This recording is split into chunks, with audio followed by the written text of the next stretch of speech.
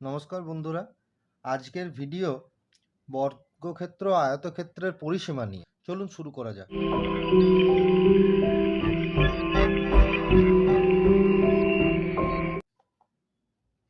বর্গক্ষেত্র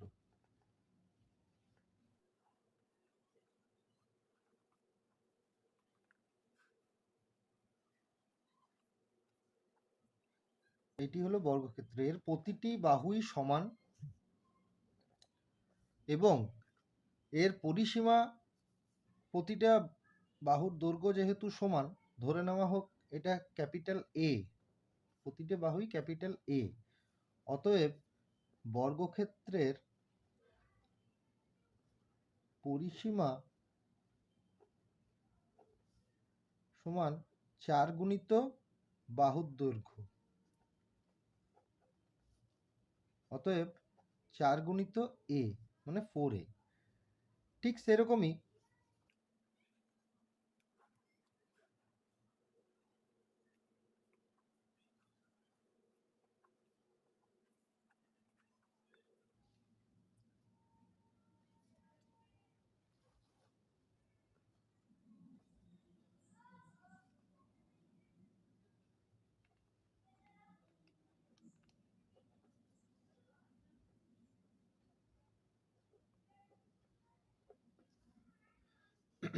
ঠিক সেরকমই আয়তক্ষেত্রের পরিসীমা হবে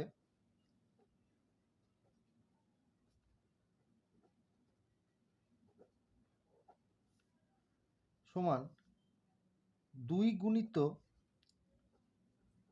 দৈর্ঘ্য যুক্ত প্রস্থ। তার কারণ হলো এখানে দুটো দৈর্ঘ্য আছে এবং দুটো প্রস্থ আছে। অতএব 2 গুণিত এ যুক্ত বি একক। একক এখানে বর্গক্ষেত্রের কিছু অঙ্ক দেওয়া হয়েছে। বর্গাকার চিত্রের পরিসীমা আর বর্গক্ষেত্রের বাহুর দৈর্ঘ্য। এখানে বর্গাকার চিত্রের পরিসীমা দিয়ে দিয়েছে 24 সেন্টিমিটার। অতএব আমাকে যদি বাহুর দৈর্ঘ্য বার করতে বলে তাহলে 24 ভাজিত 4 মানে 6 সেন্টিমিটার। ঠিক সেরকমই এখানে দিয়ে দিয়েছে বাহুর দৈর্ঘ্য 8 সেন্টিমিটার। আমাকে যদি এর পরিসীমা বার করতে হয় তাহলে 4 গুণিত 8 মানে 32 সেন্টিমিটার। আবার এখানে 44 4 দিয়ে যদি ভাগ করা হয় তাহলে 11 সেন্টিমিটার বাহুর দৈর্ঘ্য। ঠিক সেরকমই 9 সেন্টিমিটার বাহুর দৈর্ঘ্য হলে 4 গুণিত 9 মানে 36 সেন্টিমিটার হয়ে যাবে পরিসীমা। এখানে আবার দৈর্ঘ্য এবং প্রস্থ দিয়ে দিয়েছে 30 সেন্টিমিটার 20 সেন্টিমিটার। অতএব আমাকে যদি পরিসীমা বার করতে হয় তাহলে ফর্মুলা অনুযায়ী 2 গুণিত 30 30 যুক্ত 20 মানে 2 গুণিত 50 মানে 100 মিটার।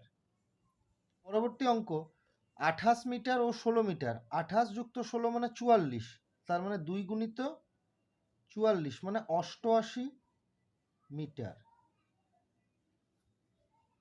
60 মিটার ও 12 মিটার।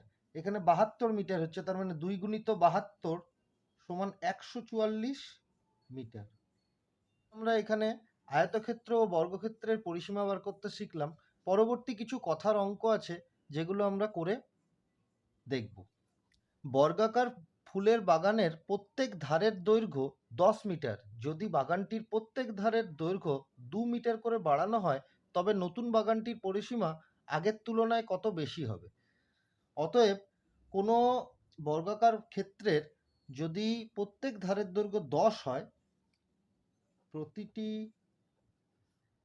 ধারের দৈর্ঘ্য 10 হলে পরিসীমা হবে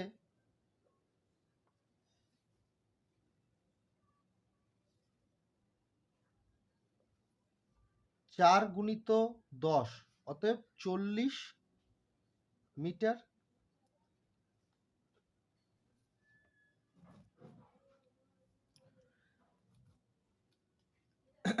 এবার প্রতিটি ধারের দৈর্ঘ্য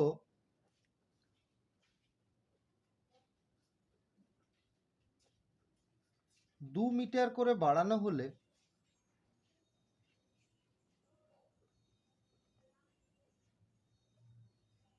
10 যুক্ত 2, অতএব 12 মিটার হবে প্রতিটি বাহুর দৈর্ঘ্য। এবার পরিসীমা হবে 12 গুণিত 4 মানে 48 মিটার। আমাকে কোশ্চেন করা হয়েছে তবে নতুন বাগানটির পরিসীমা আগের তুলনায় কত বেশি হবে। অতএব উত্তর হবে নতুন বাগানটির পরিসীমা আগের তুলনায়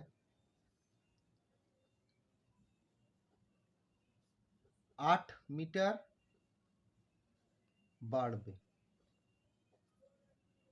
আগেরটি ছিল বর্গক্ষেত্র নিয়ে, এটি হচ্ছে আয়তক্ষেত্র নিয়ে। আয়তকার পার্কের দৈর্ঘ্য 25 মিটার ও প্রস্থ 15 মিটার। যদি পার্কের প্রত্যেক ধারের দৈর্ঘ্য 2 মিটার করে বাড়ানো হয় তবে নতুন বাগানের পরিসীমা আগের তুলনায় কত বেশি হবে। ঠিক এখানেও আমি প্রথমে আমাদেরকে যে পার্কের দৈর্ঘ্য দেওয়া আছে সেখান থেকে আগে আমি পরিসীমাটা বার করে নেব। অতএব 2 গুণিত 25 যুক্ত 15 মানে 2 গুণিত 40 সমান 80 মিটার। এবার বলেছে যে যদি পার্কের প্রত্যেক ধারের দৈর্ঘ্য মানে দৈর্ঘ্যটাকেও বাড়ানো হবে এবং প্রস্থটাকেও বাড়ানো হবে, অতএব সেটা হয়ে দাঁড়াবে 25 যুক্ত 2 মানে 27 মিটার দৈর্ঘ্য দাঁড়াবে দৈর্ঘ্য, এবং 15 যুক্ত 2 17 মিটার দৈর্ঘ্য এই প্রস্থ। অতএব 2 গুণিত 27 যুক্ত 17 মানে 2 গুণিত 44 সমান 88 মিটার। এখানেও নতুন বাগানের পরিসীমা আগের তুলনায়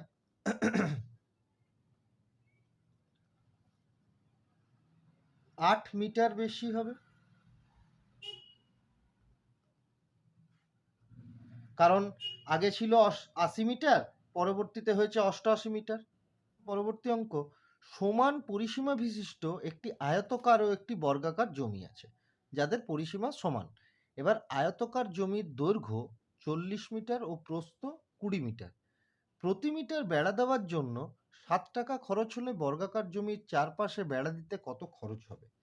এবার আমাকে এখানে এই অঙ্কতে বর্গক্ষেত্রের কোনো মাপ দেয়নি, তো আমি প্রথমে আয়তক্ষেত্রের যে দৈর্ঘ্য প্রস্থ দিয়েছে সেখান থেকে পরিসীমা বার করব, এবং যেহেতু আয়তক্ষেত্র ও বর্গক্ষেত্রের পরিসীমা সমান দেওয়া আছে সেখান থেকে আমি বর্গক্ষেত্রের প্রতিটি বাহুর দৈর্ঘ্য বার করব, এবং তারপরে তার যে পরিসীমা যে দেওয়া আছে প্রতি মিটার বেড়া দেওয়ার জন্য 7 টাকা খরচ হলে বর্গাকার জমির চারপাশে বেড়া দিতে কত খরচ হবে।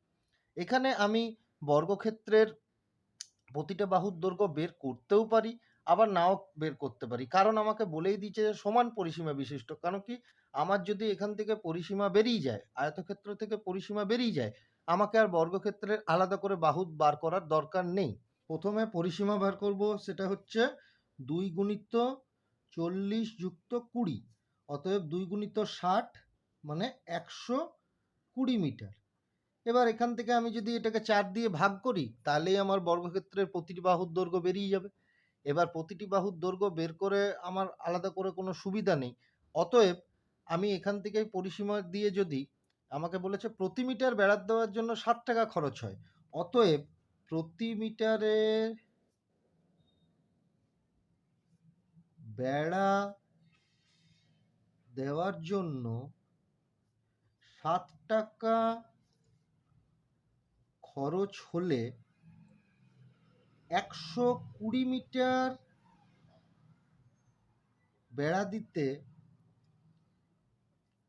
120 গুণিত 7 মানে 840 টাকা খরচা হবে। ছবি থেকে করার অঙ্ক, এখানে কি কি দেওয়া আছে প্রথমে ছবিটি আগে দেখতে হবে। এই ছবি দেখে এখানে একটি বর্গক্ষেত্র দেওয়া আছে যার প্রতিটা বাহু 12 সেন্টিমিটার 12 মিটার। এবার এখান থেকে ইএফ কাটা হয়েছে, এবি সমান 12 মিটার, এবি সমান 12 মিটার, এ ই এ ই সমান হচ্ছে 9 মিটার, 9 মিটার, এবং এডি, এডি মানে এডি এটাও 12 মিটার। তো এটা আমাকে 12 মিটার দিয়ে দিয়েছে, এটা আমাকে টোটাল 12 মিটার দিয়ে দিয়েছে, এটা আমাকে 9 মিটার দিয়েছে। অতএব ইবি, ইবি সমান হয়ে যাবে 3 মিটার। 12 থেকে 9 বিয়োগ করলেই আমার 3 বেরিয়ে যাচ্ছে, 3 মিটার। এবার আমাকে চেয়েছে কি, এ ই এফ ডি পরিসীমা, এ ই এফ ডি মানে এ ই এফ ডি এর পরিসীমা। এবার আমাকে এটা আমার কি দাঁড়িয়ে যাচ্ছে, এটা একটা আয়তক্ষেত্র দাঁড়িয়ে যাচ্ছে। এবার এই আয়তক্ষেত্রের কি কি হবে, দৈর্ঘ্য হবে, প্রস্থ হবে। অতএব খুবই সোজা, 2 গুণিত 12 যুক্ত 9 মানে 2 গুণিত 21 মানে 42 মিটার। এটা হচ্ছে এ ই এফ ডির পরিসীমা। এবং তারপরে তারপরে আমাকে বলেছে এ বি সি ডির, এ বি সি ডি। তো এটাও হয়ে যাবে পরিসীমা বলেছে, তার মানে 4 গুণিত 12, কেন কি প্রতিটা দৈর্ঘ্যই 12 করে দেওয়া আছে। অতএব 4 গুণিত 12 মানে 48 metre A B C D এর পরিসীমা। এরকম আরো অঙ্ক করানো হবে এখানে। এর পরবর্তী যে ভিডিও, সেখানে ক্ষেত্রফল সম্পর্কে কিছু অঙ্ক করানো হবে।